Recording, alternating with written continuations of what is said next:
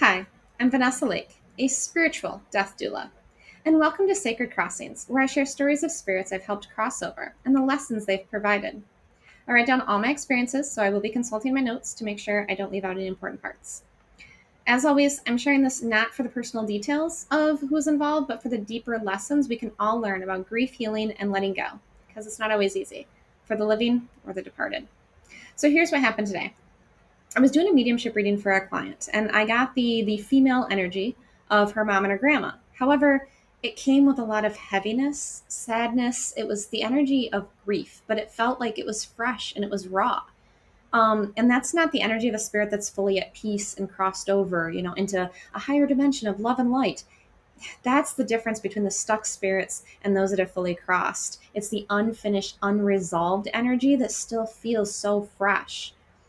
So what they showed me was that there was a rock on their chest, and I seen it that this big heavy rock, and I felt it. It like brought me to tears. I was like, wow, there's a lot of loss and grief in this. And of course, the client confirmed, yep, they had a lot of loss, a lot of death. Like that was some of the experiences that they had in their human lifetime.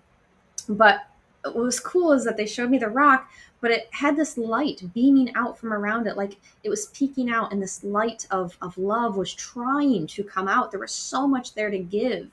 And my client was sharing how loving and compassionate they were despite their grief and the things that they had gone through, that she saw them as loving and supportive, and she was so glad to have them.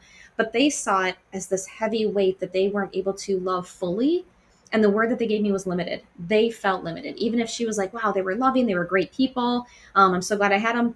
How they felt was that they could have done more and that they didn't do enough. So there was like some regret, some guilt, disappointment. I mean, it was just some low vibe energy. And again, that's not spirits that have fully crossed and come to peace and acceptance with their human experiences.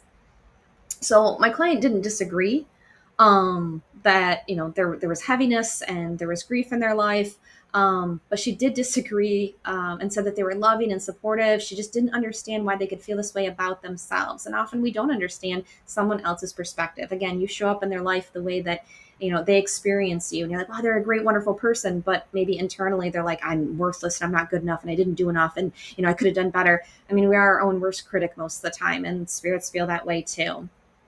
So, um, what she had shared with me is that, and again, I'm just checking in to make sure I'm, allowed to share this and try not to make it like so personal, no identifying information and all that. But she did say that she was sending them love and gratitude every single day. She was thanking them, and she just assumed because they'd already crossed over that they were supporting her in spirit. But it was heartbreaking, it was so sad, is what they said is, we couldn't hear you. We couldn't feel that love. And of course, me, I'm like, what do you mean you can hear that? You're in spirit. You can hear everything. You can see everything. Like, right? That's what spirits do. Not necessarily true for stuck spirits, though. It's not because they didn't want to, it's because they were so wrapped up in their own grief and heavy emotions that it was like having a giant boulder sitting on their chest. They were seeing the world through, and I kept saying, the opposite of rose colored glasses, whatever the opposite of rose colored glasses. And it's just dark sunglasses is what I come up with. But that's what they kept showing me, that that's all they could see was through dark sunglasses, not the rosy, positive. They weren't able to perceive the higher frequency of love trying to reach them. Because again, love is a high frequency. Grief is heavy. And if you've experienced that, it is very heavy.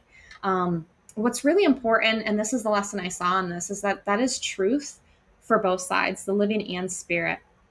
When we're here in the physical and we're buried under raw, heavy grief, especially early, fresh, we struggle to receive signs and messages from our loved ones that have crossed over. It's not that they're not trying, it's just that we can't tune into them while we're vibrating so low, because the love, the light, when they're fully crossed and they just want to send you this love, and you're down here, life is awful, they're not here, I can't call them, I can't hug them, I can't hear their voice, I can't connect with them. There's a disconnect from this high vibration. I just want to love you and give you guidance and support and tell you I'm here. And you're like, life sucks without them. Human grief is awful. I don't minimize that. It sucks. But grief is such a low frequency. Love is the thing that raises it. So the spirits couldn't tune in to this client's love, because they were so wrapped up in their own low vibration. And again, stuck spirits, low vibe, not the same as the high vibe, fully crossed over. So why was I able to help? Well, because during that session, I opened the Akashic records. It means I was had access to a much higher dimensional field, the field of pure truth and unconditional love and soul level wisdom.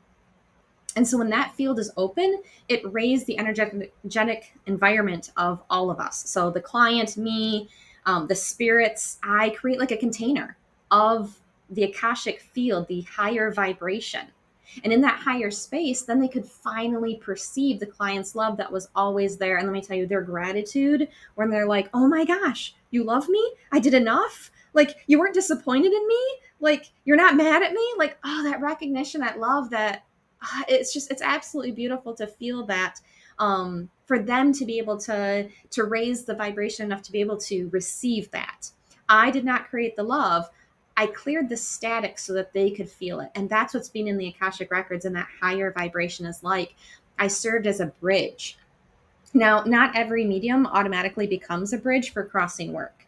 Mediumship allows for communication, but that crossing work, that requires lifting the soul frequency high enough for them to for them to perceive their own exit point and to safely move forward. So, can all mediums do this? Not necessarily. If they're not able to access a higher frequency, um, the world is 3D. The astral plane where spirits get stuck is 4D. Akashic records is 5D, and I'm overly simplifying this. So again, if mediums can go to the 4D and communicate with spirits, and have conversations, great, but not all of them can reach the 5D where that soul level high vibration is, where the spirit and the 4D can integrate with their soul in the 5D. So what it requires is holding the space that is grounded and sovereign, stable, non-judgmental, completely unconditional loving. And not everybody's capable of unconditional love, right? Like, we have our own morals, values, ethics, things that, sometimes make us judge other people, especially based on, their lifestyle or maybe how they died. There's some judgments that can come involved in that because we're very human. It doesn't make it anything wrong. It just means not everybody's meant to do this work. The other thing that's required is access to the higher field, like the Akashic records. Is it the only way? No. But this is the way that I know, is to access the Akashic field and reach that vibration. But that's also why every crossing looks different. Once that frequency is raised, the soul chooses their own unique portal, their own exit, doorway to get to the other side, going from the astral plane 4D into the 5D, from the spirit into integrating to their oversoul. I hold the high frequency space and empower them to create their own door. I do not do the work for them. I'm not creating any of these portals. I'm holding the space for them to realize, which also is a very cool thing, for them to realize they created themselves. This is for them based on their energy. So part of the process that makes these spirits whole and complete includes calling in their spirit fragments, and I'm not going to go into the details into that. But it's about leaving the pain, the wounds, the grief, the shame, all that, the trauma, leaving that baggage that is not going to serve them because it just makes you feel stuck and guilty and weighed down, but bringing in the higher vibe love, the lessons, the wisdom from those experiences, because from every trauma is, empowerment, healing, growth, lessons from all these pains and wounds. There is wisdom and lessons in that, and that's what we want to bring forward. And again, that's unique to every single, spirit, how that looks like. So what was very cool is that when they were letting go of their pain and their grief, they took the boulder out of their chest and they put it in a pile of rocks, and then the rocks just kept coming. And it ended up being this giant pile of stones, boulders, rocks, all different sizes. And it felt like it wasn't just theirs. It felt like this was ancestral. This was generational. This is boulders and rocks they were carrying that weren't even theirs to carry, but got passed down and passed down. And so they just kept holding them, and they were finally able to release them into this giant ass rock pile.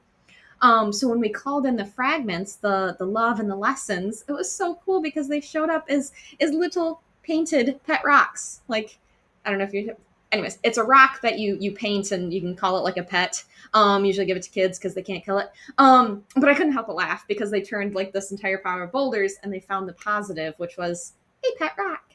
And for the one, it was a little painted ladybug, and the other one, it was a little painted bumblebee, and they placed it inside their heart space to be integrated. It was no longer covering the shining light from their chest. It wasn't getting in the way like the grief and heaviness and regret boulder, but this was the lessons and the love and the healing part of it, which is absolutely beautiful.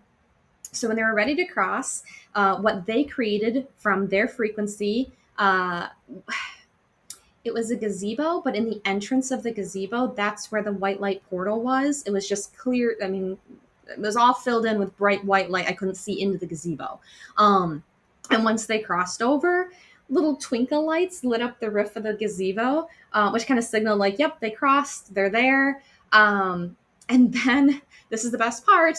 Then they were whole, they were complete, they were healed. They were able to give the reading that, my client wanted in the first place. Of course, I had to follow up with her later and be like, okay, here's their message now, because now they can actually talk from a place of love and lessons and healing and support. Basically, because they were healed and integrated, they were able to give a loving, supportive message to the client, as well as tangible feedback about her spiritual gifts, work she was doing in her dreams. It was super helpful, which is what spirits enjoy doing. They want to help you in this human experience, but they can't do that when they're stuck in their own pain and grief and regrets or trauma and all of that. That's why I enjoy being able to do this work, to release them.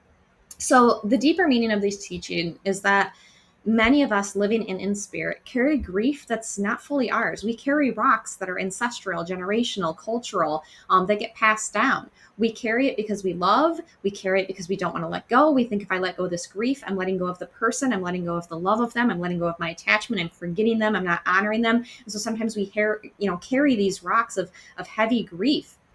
But by carrying them like a boulder over your chest, it blocks. I mean, I saw how it was blocking their potential to love even more, to give even more, but also to receive. Because if you've got a rock over your heart, yes, you can let out a little bit of light and love those, in your life in a limited capacity. They felt limited, but it doesn't let anything in.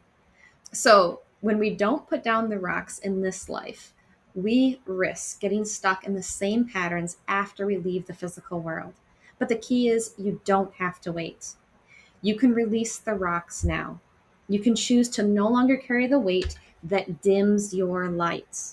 You can let your love flow freely while you're still here, and that your light can shine fully, because love is the portal. Love always was. It opens up so many doorways, not just to the other side when you're crossing over, but in this lifetime, it opens doorways to living your best life, attracting the right people. Love is always the answer. But sometimes you just need a little help clearing the static so that it can be felt again. Because it's hard when you have a rock and you can't feel other people's love, that loneliness, the doubt, again, being your own worst critic. But that's sacred crossing. That's the work I do. And this is what these souls taught me today. So hopefully you can learn from this too. If you're carrying your own boulders, grief, old stories, heavy emotions that are blocking your light, I offer spiritual coaching to help you release what's no longer yours to carry. And if you have concerns that a loved one may still be stuck in spirit, I offered sacred crossing sessions to assist both you and your loved one in finding peace. You'll find the links in the description. Remember, you don't have to carry it alone.